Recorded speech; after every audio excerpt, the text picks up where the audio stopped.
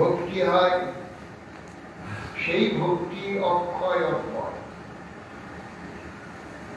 অক্ষয় তৃতীয়ায় যে পুণ্য হয় সে পুণ্য অক্ষয় নয়, ক্ষয় সে। অক্ষয় তৃতীয়া কিসের জন্যে? অক্ষয় তৃতীয়ার দিন সত্যযুগ আরম্ভ হয়। সত্যযুগ হচ্ছে সত্য পরিপূর্ণ হবে 4 ধর্ম। এই জন্য সত্যযুগে আরম্ভ বলে, সেই জন্য এই অক্ষয় তৃতীয়ায় স্নান দান, ভগবত সেবা, ভগবত ভজন, ভগবত নাম আদি যে পুণ্য হয় সে পুণ্য অক্ষয় অর্থাৎ দীর্ঘস্থায়ী। ভগবত ভক্তি বাদে আর যে জাগতিক পুণ্য সে কল্পান্ত পর্যন্ত যে পুণ্য ফল ভোগ করে। এই জন্য একে অক্ষয় তৃতীয়া নামে কথিত হয়েছে। আর এই অক্ষয় তৃতীয়া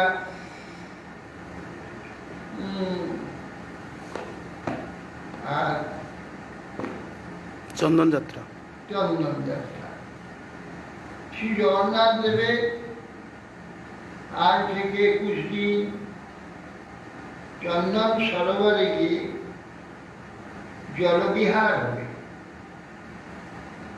জগন্নাথের প্রতি ভূফলেবর মদন মোহন, রাধা মদন মোহন যাবেন সুন্দর দোলনায় পালকিতে অপূর্ব সুসজ্জিত হয়ে বাদ্যভণ্ড সহকারে পাণ্ডারা স্কন্ধে করে নিয়ে গিয়ে সেই চন্দন সরোবরে ময়ূরপঙ্খী সাজানো হবে।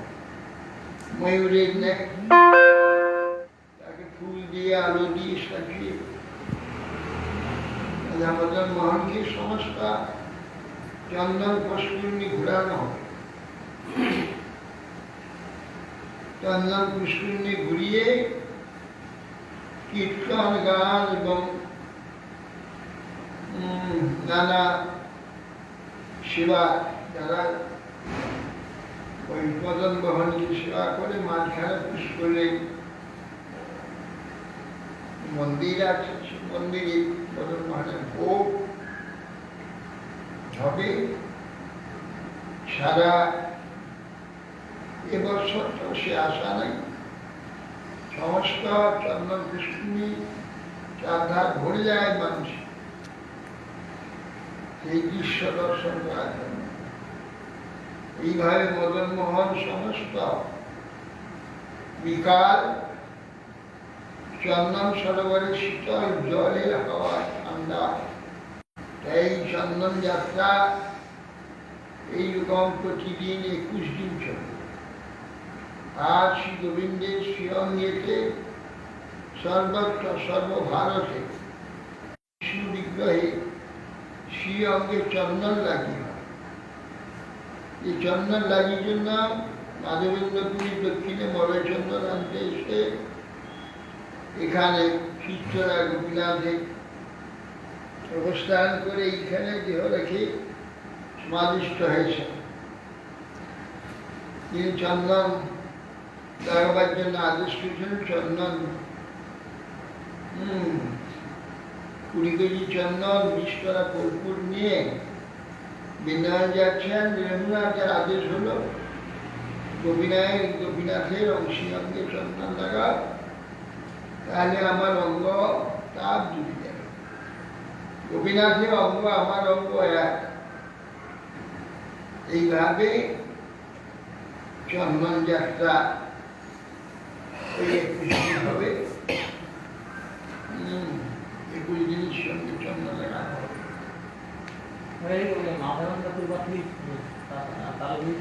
না না, এটা ছোটকাল আছে। চেয়েছিলেন এই সময় গোপাল চন্দন টাকা অঙ্গজালা জারি করেছে। তাহলে চন্দন যাত্রা শুরু হয়েছিল কবে থেকে?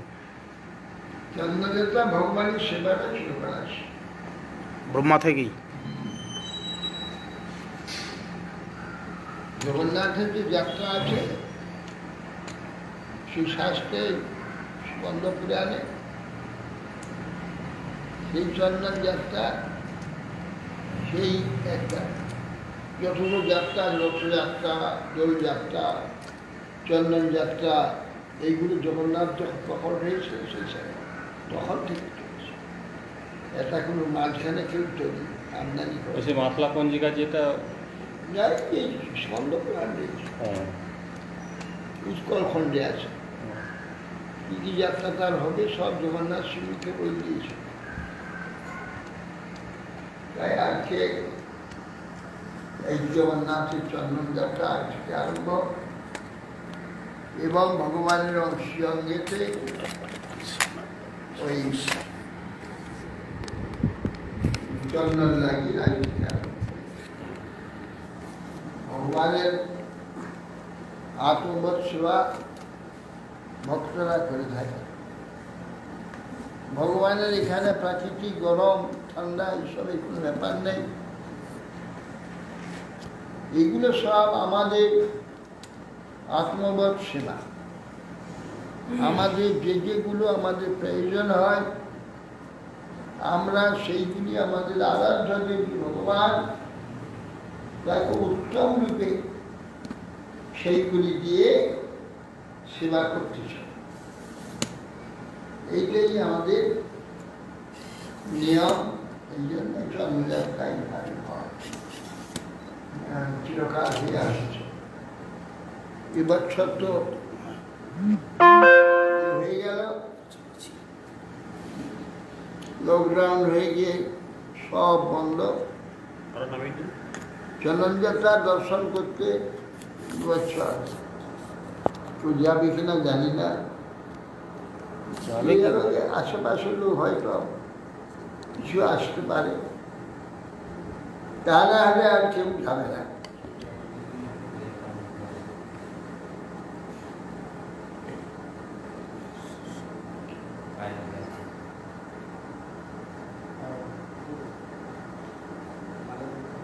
কর্দম ঋষি বলছেন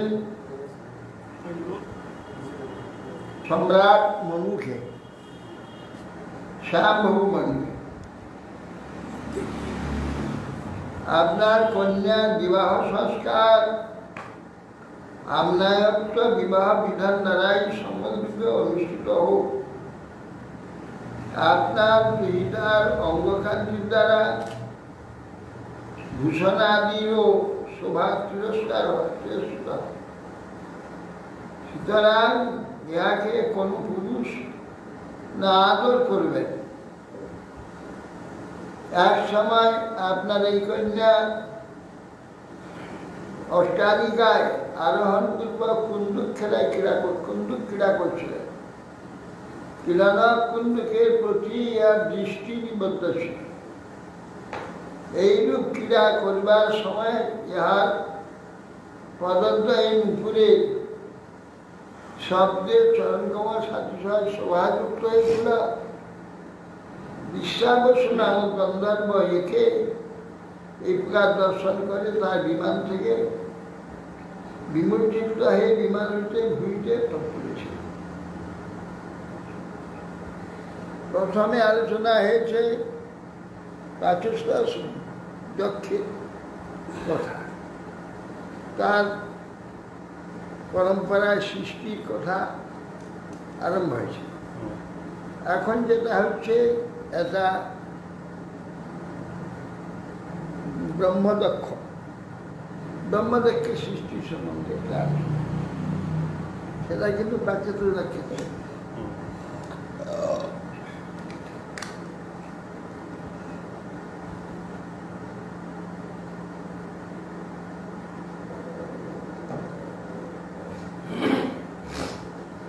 এই রমণীকুলের ভূষণস্বরূপ যাহারা এই কমলার চরণ সেবা করে নাই তাহাদের ভাগ্যে এইরকম স্ত্রীর দর্শনও ঘটতে পারে। দ্বিতীয়ত এই আদিরাজ কন্যা উত্তানপাদের ভগিনী স্বয়ং আগমন করে তার ইচ্ছা প্রকাশ করেছেন। কোন বুদ্ধিমান ব্যক্তির প্রার্থনা অঙ্গীকার করবেন না। অত ভজিষ্যে সময়ে ন সাধ্যি यावत् तेज विब्रियात् आत्मनो मे अतो धर्मान परमहंसमुख्यान् शुक्ल प्रोक्तान बहुमन्येय विहिंसनाम्। অতএব হে সাধ্যি, আমি তোমাকে ভজনা করব যতদিন যাবৎ আমার তেজ তুমি ধারণ না করবে, ততদিন পর্যন্ত তোমাকে ভজনা করবে। তারপরে পারমহংস ধর্মেতে আমি প্রবিষ্ট হব, যা শুক্ল শ্রী বিষ্ণু ভগবান তিনি এই অহিংসা ধর্মেতে প্রবিষ্ট হওয়ার জন্য আমাকে আদেশ করে গিয়েছেন। বহুমানের বিষয়ে তিনি আদেশ করেছেন শিক্ষার জন্য।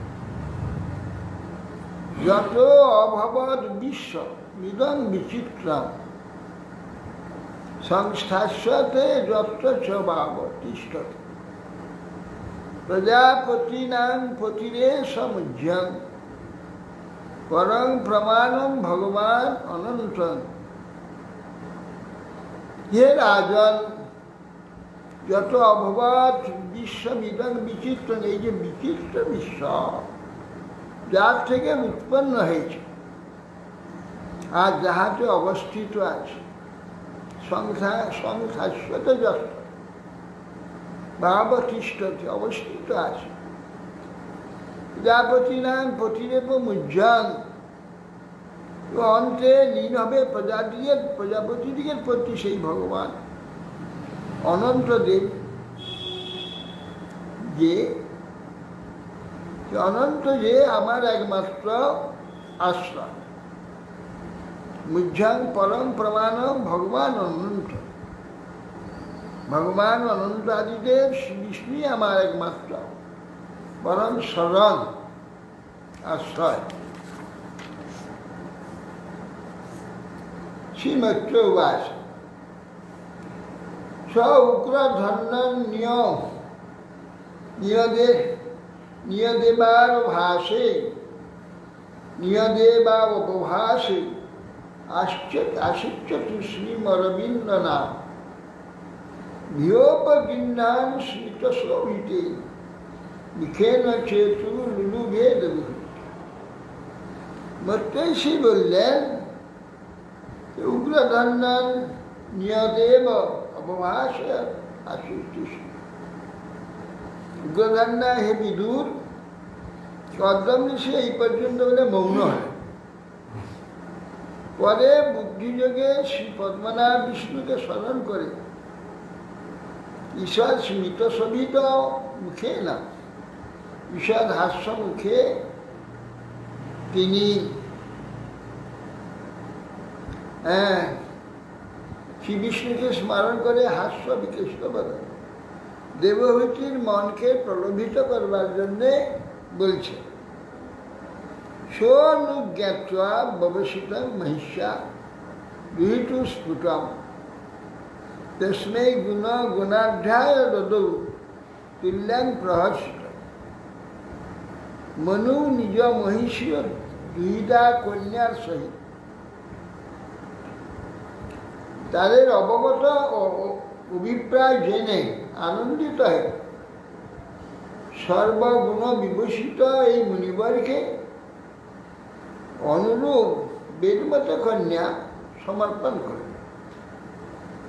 শতরূপা মহারাজ্ঞী পারিবরাহন মহাধনা দম্পত্য পর্যদাস ইত্যা ভূষাবাস পরিচ্ছেদ। মহারাজ্ঞী শতরূপা প্রীতিভরে তিনি বিবাহের কালে দানযোগ্য বহুমূল্য বসন ভূষণ পারিবরাহন মহাধনম এবং প্রীত্যা ভূষা বাস পরিচ্ছদা বহুল্যা বসন ভূষণ বিবিধা গৃহ উপকরণ যৌতুক স্বরূপ দম্পতিকে প্রদান করলেন। একাং দুহিতরং সম্রাট স্বদক্ষায় গতব্যথ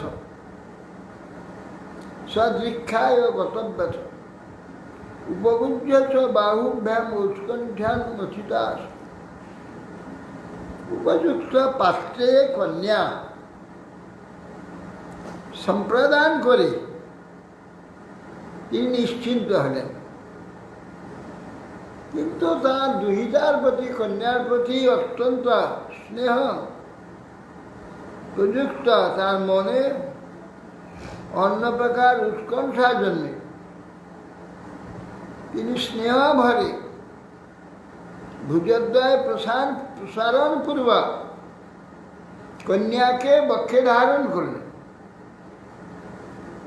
কন্যাকে বক্ষে ধারণ করে নেত্র জলে তার অঙ্গ সিঞ্চন করে বলছেন, অস্বপ্ন বংশ তদ বিরহং মুঞ্চন বাষ্প কলান্মুহ অসিঞ্চাদ অম্ব বর্ষেতি নেত্র দুহিতং শিখা।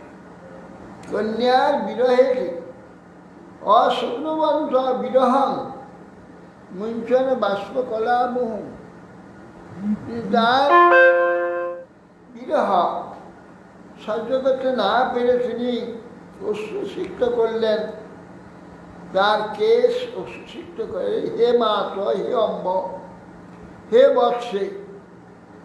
এই কাতর সম্বোধন করতে করতে পুনঃ পুনঃ অশ্রুমোচন করে তার কেশ সিক্ত করতে লাগলেন। আমন্ত্রতং মুনিবরং অনুজ্ঞাত সহানুগ পথস্থে রথমারুহ সভার্য সপুরঙ্গীপ। সেই যে মনু মুনিবর কদ্দমকে সম্ভাষণ করে, অর্থাৎ আমি আসছি, কন্যা সম্প্রদায় করে তার নিকট থেকে বিদায় গ্রহণ করলেন। বিদায় গ্রহণ করে এবং ভাগ্যার সহিত বিমানে আরোহণ পূর্বক অনুসর্গণের সহিত নিজপুরে তিনি গমন করেন। উভয় ঋষিকুল্যায় সরস্বত্যা সুরোধস ঋষিনাম উপশান্তানাং প্রপন্নাশ্রম আশ্রমাস্পদ। ঋষিকুলের হিত সাধনকারী সরস্বতী বেষ্টিত যে স্থান সিদ্ধপুর, সেখানে যত ঋষিগণ সব তপস্যা আদি করছেন স্থান, মুনিগণের আশ্রম চতুর্দিকে বিরাজিত দেখলেন। মহারাজ মনু আশ্রম সময়ে শোভা সম্পদ দর্শন করতে করতে নিজ পুরোভিমুখে গমন করতে লাগলেন। তমায়ান্তম অভিপ্রেক্ষ্য ব্রহ্মবর্তাৎ প্রজাপতি স্তুতিবাদত্রয়ী সুপ্রহর্ষিতা। অতঃপর তিনি যখন পুরীর দিকে নিজের গৃহের দিকে এসে উপস্থিত হয়েছেন, জেনে জানতে পেরে প্রজাগণ রায় দর্শন মানুষের সানন্দ চিত্তে বিবিধ গীত বাদ্য স্তব করতে করতে নিজেদের দেশের ব্রহ্মাবর্তে অর্থাৎ বহির্গত হয়ে তারা মহারাজ মুনিকে সম্বোধন করে সম্বর্ধনা স্বাগত করবার জন্য অগ্রসূচনা। বহিষ্মতি নাম পুরী সর্বসম্পদ সমন্বিত নপতন যত্র রোমানি যজ্ঞা সান্ন মিলিত। এত প্রজাদেরকে আহ্বান করতে এলো, আরও প্রজা ছিল, তারা কর্তৃকে আবির্ভূত হলে তো কোনো উল্লেখ কিছু আছে? প্রজা তো সব আগের থেকে সৃষ্টি করেছে সব ঋষিদের দিয়ে প্রজা সৃষ্টি, এবং যখন পৃথিবী নিয়ে এলেন এখানে, নিয়ে আসার পরে প্রজা সৃষ্টি হয়ে গেছে। তখন প্রজা সৃষ্টি হয়ে গেছে, তখন তো সব মানুষই প্রজা, শরীর থেকে মন থেকে সব ঋষিগণ প্রজাগণ সব সৃষ্টি হয়েছে সব রকম।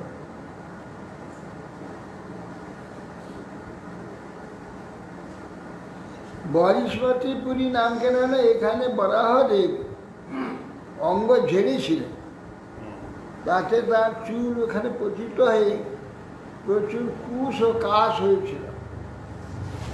এ কুশ ও কাশ জায়গা কুশকে বরই বলা হয়, এই জন্য বরিযুক্ত পুরী বলে নাম বরিষ্মতিপুরী। কোন জায়গাটা অবস্থান করছে বর্তমানে? ত্রিবেণীতে। ত্রিবেণীতে বরিষ্মতিপুরী, আর দক্ষিণ ভারতে তো ওই মাহেশমতিপুরী। কুশা মাহেশ্বর, মহেশ্বর আছেন তো এখানে, তার সেই দুইটা ইয়ে কি বলে নর্মদা দুই দিক রেখেছে, মাঝে দ্বীপ, ওইটা হলো মাহেশ্বর, ওইখানে হলো পুরী ছিল কাঠবিদ্যা ওঙ্কারেশ্বর, ওইটাকে মাহেশ্বরী।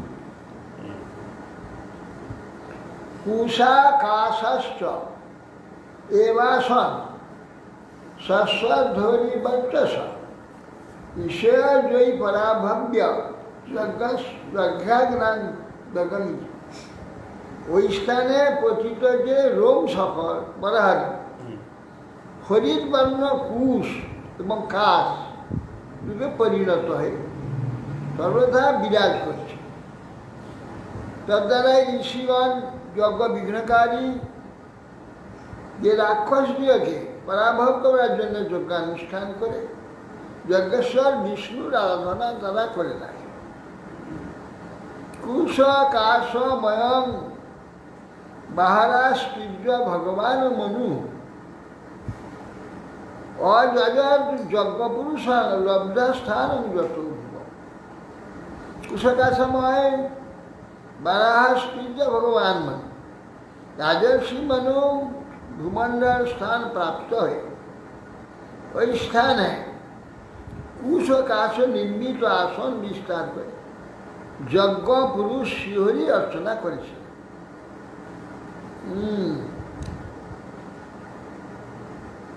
বরিষ্মতি নাম বিভুজা নির্বিশ্বাস সমাবসাৎ তস্যাম প্রবিষ্ট ভবন তাপত্রয় বিনাশনম। মহারাজ মনু নিজ বহিষ্মতি নামক পুরীতে আগমন করেছিলেন এবং আধ্যাত্মিক তাপত্রয় নাশক ভবনে তিনি প্রবেশ করলেন। সভার্যা সপ্রজ কামান বুভুজে অন্য বিরোধত সঙ্গীয় মানস কীর্তি ষষ্ঠীভি সুরগায়কই প্রত্যুষে সুবনুবদ্ধেন হৃদাসিন্দন হরে কথা। সভার্যা সপ্রজ কামান বুভুজে অন্য বিরোধত। প্রত্যহ সকালে প্রত্যুষে ষষ্ঠী সুরগায়গণ তারা যে সকল কীর্তি গান করেন, তিনি তিনি পুত্র কলত্র ভিত্তবর্গেশ্বর, সে কীর্তিত যশ সকল ভগবানের আসক্ত চিত্ত হয়। তিনি সেইটি শ্রবণ করতেন ও ধর্মাদি অবিরোধ যুক্ত বৈরাগ্যের সহিত বিষয় ভোগ করতেন। সেখানে তার যে মহিমা কীর্তন করতেন, সে মহিমা রাজার বন্দীগণ রাজার মহিমা কীর্তন করেন, সুরগায়ক, এটা তো নিয়ম। যিনি হন, তিনি ভক্ত হন অভক্ত হন কোনো কথা নেই, সকলেরই মহিমা কীর্তন করা তাদের কাজ। এই জন্য সুগায়কগণ তারা এসে সংকীর্তি গান করতেন। নিষ্কাতন যোগমায়া মুনি সায়ম ভুব মনু যদা ধ্বংসয়িতুম ভোগান সকল ভগবত। এইভাবে মহারাজ মনু ভগবানের ওই যে আশ্রিত হয়ে ঐহিক যে ভোগ রচনা দিয়ে অবস্থিত হয়, তিনি ভোগপরং মুনি শ্যামমনু ভোগ্যা অভ্রংসয়িতুম ঈশ্বরপি অভিভূমিতুম নসে। বলছেন এই যে ভোগ, রাগ ভোগ, প্রতিষ্ঠা, স্তব আদি ভোগাদি, মুনি শ্যাম্ভু মনু ভোগ, সেই সব ভোগ আভ্রংসয়িতুম তার চিত্তকে প্রশ্ন করতে পারে। ঈশ্বরবি অভিভূতম ন শেখো, সামান্য একটু অভিভূত করতে সত্য হয় ন সত্য ভব, সামান্য একটু তাকে অভিভূত করতে পারে নাই। অজাত জামাস্তস্যাস জামা শান্তর জাপনা ছিন্নত ধ্যায়ত বিষ্ণু পূর্বত ব্রুবত কথা। মহারাজ মনু সততই হরিকথা শ্রবণ করতে, বিষ্ণু কথা ছিন্নত ধ্যায়ত কুর্বত ব্রুবত কীর্তন্তস্য মনু। মহারাজ মনু সততই হরিকথা শ্রবণ করতেন, ধ্যান করতেন, হরিলীলা বৃত্তান্ত রচনা করতেন, কীর্তন করতেন, তার দ্বারা অতিবাহিত করতেন।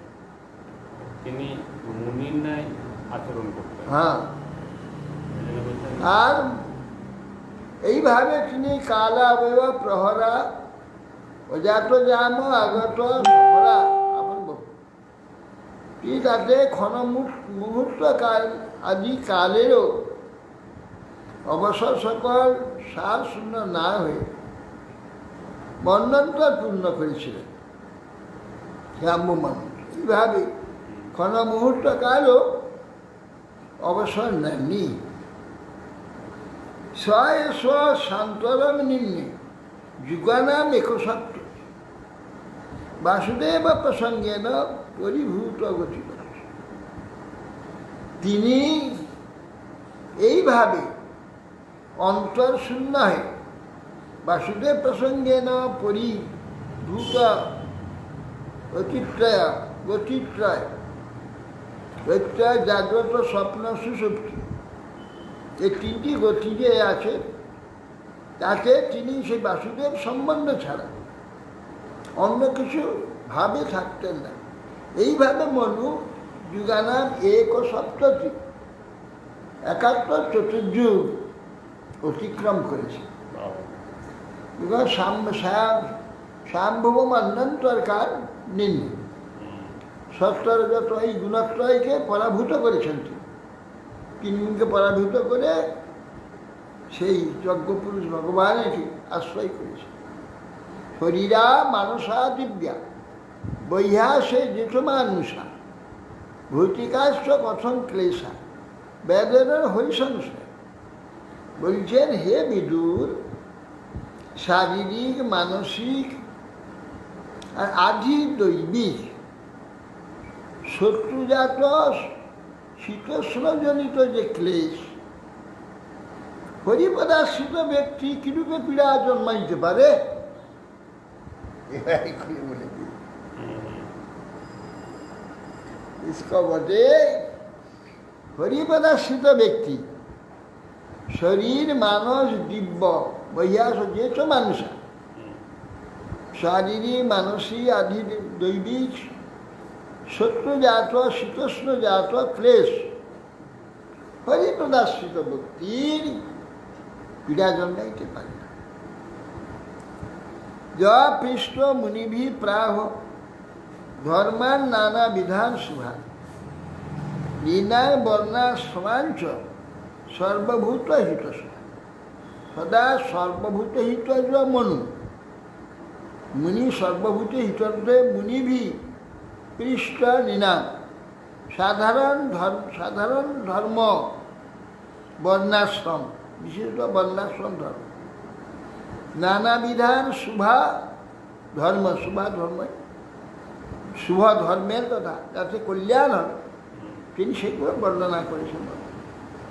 অপত্যদয় স্মৃতি পুরাণ পরিণান্বয় বর্ণায় বর্ণাশ্রমানঞ্চ সর্বভূত হিত সদা সর্বভূত হিতকারী ঈশ্বর নিখিল প্রাণী হিতকার ছিলেন। মৃগণের ধর্মের জিজ্ঞাসার উত্তর তিনি দিতেন। মানব ধর্মের যে ধর্ম, বর্ণ, আশ্রম নানা প্রকার, মঙ্গলবার ধর্ম তিনি কীর্তন করেছেন। এই তত্ত্ব মনুষ্যচরিত উদ্ভব অদ্ভুত বর্ণিতং বর্ণনীয়াস তদপেক্ষ অবশ্যই দিচ্ছে সেই যে কীর্তনযোগ্য আদিরাজ যে মনু অদ্ভুত চরিত্র তোমাদের নিকট বেষ্টন করে কীর্তন। এখানে তা কন্যার দেবভূতির যে প্রভাব বিবরণ বর্ণিত তত অপত্যের উদয়, সেই কন্যার দেবভূতি প্রভাব বিশেষ বর্ণনা করছি সবাই। কেমন তার যে অক্ষয় তৃতীয়া শ্রেষ্ঠ দিন, এই শ্রেষ্ঠ দিনে তোমাদের সকলে এখানে উপস্থিত হয়েছে, আমাদের মোটরবাসী যত আছে। আমার একটা কথা বলে রাখা ভালো, সকলেরই শোনা থাকা দরকার। একদিন তো আমার দেহান্ত হবে, আমি তো চলে যাব, থাকবো না, বয়স্ক হয়ে গিয়েছে, যাবো তো নিশ্চয়। আগে কথা হয়েছিল যে হাবড়াতে আমার সমাধি হবে। কেন না আমার জায়গা নেই, বর্ধমানে এখানে কোনো স্থান নেই, যখন সমাধি হওয়ার যোগ্য এখানে জায়গা নেই। সেই জন্যে সমাধির জায়গাটা ওইখানে ওরা থাকবে, ভক্তরা থাকবে, সমাধি সেবা আদি করবে। এই জন্য তীর্থ মহারাজের সেই ইচ্ছা হয়েছে যে এইখানেই সমাধি হবে, হাবড়ায়। কিন্তু আমি তার পরবর্তীকালে আমার এক কাঠা জায়গা আগে সরগঞ্জে কিনা ছিল বদ্রুমে, পরবর্তীকালে 2 কাঠা কিনলাম, 3 কাঠা হয়েছে। এখন তীর্থ মহারাজ বলছে যে মায়াপুরে জায়গা কিনবে, ওখানে একটা গেস্ট হাউস করবে। তো মায়াপুরে যদি জায়গা কিনা হয় তাহলে মায়াপুরে সমাধি হবে, যদি জায়গা কেনা না হয় তাহলে আমার সমাধি স্বরূপগঞ্জে অর্থাৎ বদ্রুমে যে জায়গা কেনা হয়েছে নবদ্বীপ ধামের অন্তর্গত, ধাম শুধু নয়, গঙ্গা তীর। আমি চাই গঙ্গা তীরেতে আমার সমাধিটা হোক এবং যুক্ত ধাম।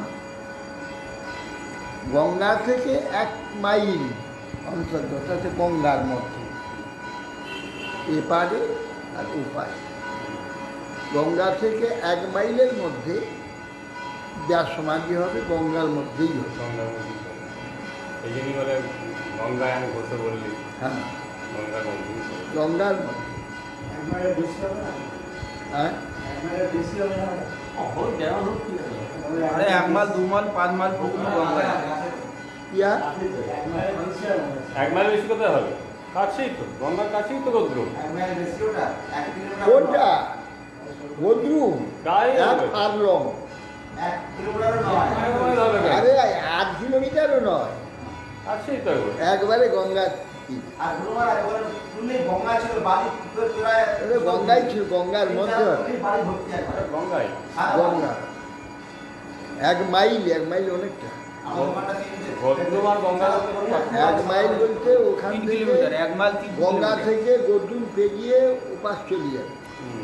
1 মাইল মানে 3 কিলোমিটার, না 2 কিলোমিটার। না, এক না। মাইল মানে 1.62 কিলোমিটার। 1.5 কিলোমিটার একটু বেশি। 1.5 কিলোমিটার।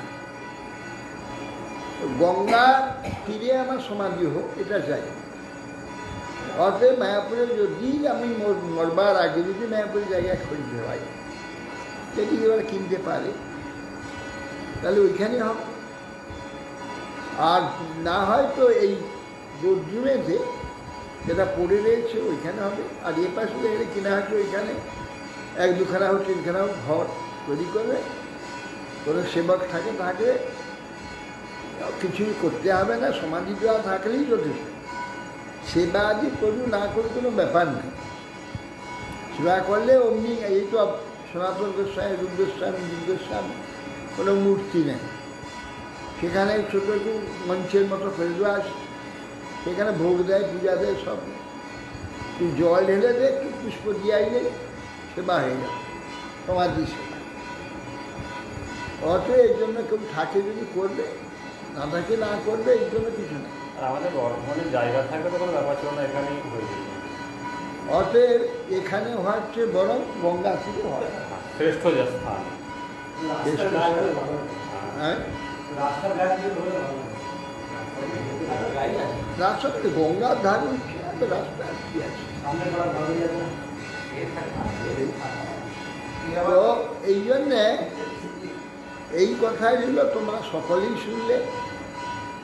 আমি বলে আমার ইচ্ছাটা যে গঙ্গা তীরেই আমার সমাধি হোক, সেটা গদ্রুমে হতে পারে, মায়াপুরে হতে পারে।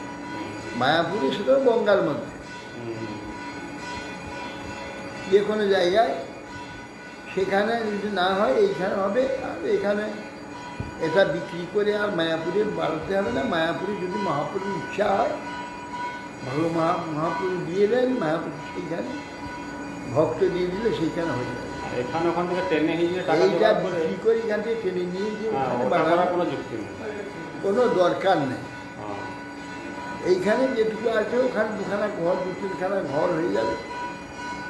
ওখানে ঘর করে দিলে ওইখানে সেবক একজন থাকবে। আর কোনো সময় ভক্তরা গেলে 10 জন ওখানে যে থাকবে, থেকে দর্শন তো করবে সব। হয়ে যাবে, এটা থাকবে। আর যদি ওখানে আগে হয়ে যায় কোথায়, তাহলে ওইখানে সমাধি হবে। তাহলে এই জায়গায় যা ইচ্ছা তা করবে। এইবার রইল এইটা আমার মৃত্যুর পরে যেন কোনো সংঘাত না হয়, এইটা আমার অভিমতটা সবাইকে জানাবে।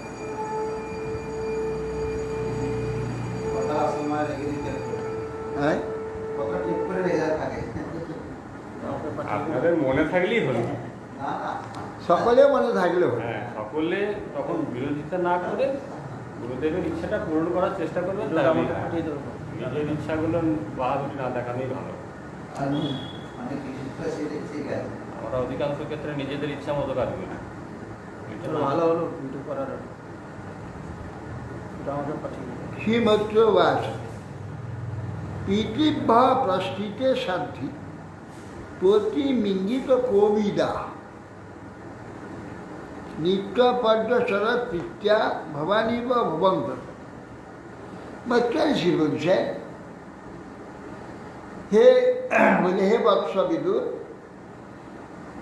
মাতা পিতা চলে গেলে স্বামীর মনোরথ জেনে, ইচ্ছা জেনে, প্রতিম ইঙ্গিত কবিতা, মুখে বলে আদেশ করেন না, আদেশ করা তো দূরের কথা, ইঙ্গিত কবিতা বলা আছে। প্রতিরিঙ্গিত কবিতা, ইঙ্গিতে বুঝে নিবেন উনি কি চাচ্ছেন।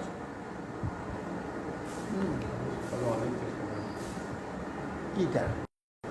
ভিডিওটা হোয়াটসঅ্যাপ পাঠিয়ে দাও, এতটা চাপবে না করে কেটে কেটে কেটে কেটে বার করতে হবে। কি চান? যেটা রেকর্ডিং করলাম ও, আবার এখানে হয়ে গেল। রেকর্ডিং হয়ে গেল।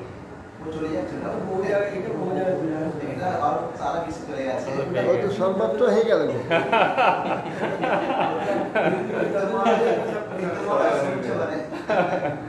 হ্যাঁ, অতি ইঙ্গিত কবিতা। দেবহূতি দেবী কব্দমিশির ইঙ্গিতে তার সেবা করতে, তাই বলতে হতো না। ইঙ্গিত কবিতা নিত্যাং পর্যচরৎ প্রীত্যা, অত্যন্ত প্রীতির সহিত নিত্য তার সেবা করতেন। ভবানী বা ভবম প্রভু, ভবানী যেমন শিবের সেবা করতেন সেই প্রকার। বিশ্বম্ভেন আত্মশৌচেন গৌরবেন দমেন চ শুশ্রূষয়া সৌহৃদেন বাচা মধুরয়া চ বিসিজ্য কামং দম্ভং চ দেশাং লোভময়ং মদম অপ্রমত্ত যথা নিত্যং তেজিয়াংশ সমেত সমেত স্বয়ং। বলছে উদ্যমশীল, বিশ্বম্ভেন আত্মশৌচেন, অপ্রমত্তা দেবহূতি উদ্যমশীলা, কপটতা দেশ লোভ অহংকার নিষিদ্ধাচরণ এসব পরিত্যাগপূর্বক তিনি সাবধানে পবিত্রতার সহিত গৌরবের সহিত ইন্দ্রিয় দমন করে সৌহার্দ্যের দ্বারা মধুর ভাষণাদি দ্বারা শুশ্রূষার দ্বারা সর্বদা সেই তেজস্বী প্রতি সন্তোষ বিধান করতে লাগলেন।